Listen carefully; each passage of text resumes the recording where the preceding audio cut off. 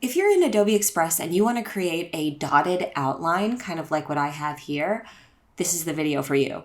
So I'm going to walk you through it. I am first going to delete my dotted outline so I can start over, and I'm going to go to Elements on the left-hand side here.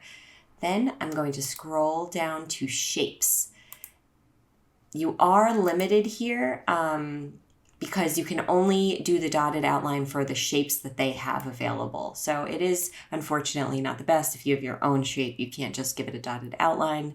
You're going to have to go with these options, but luckily they've got a lot of options, and what I need, a rectangle, is available. So I'm going to size it to where I want, and obviously this won't work because I can't see through it, but that is changeable. If I change the fill here on the left to this slash through option, the no fill option, now I can see through, which is perfect.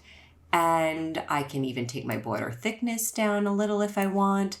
I can change the shape of it now to fit perfectly by just grabbing these little handles on all of the sides. And then border style is where I can make it dotted. And also there are just a lot of cool options. I can do any of these, and they all look pretty cool, but like I said, I want dotted. I think that's the one I'm going for, so I'm gonna leave that as is, and that is it. So I hope this helped you guys, and if it didn't, I hope that Adobe updates Adobe Express so that it can help you in the future. But if you're looking for more videos in Adobe Express, please check out my playlist, and I will see you soon.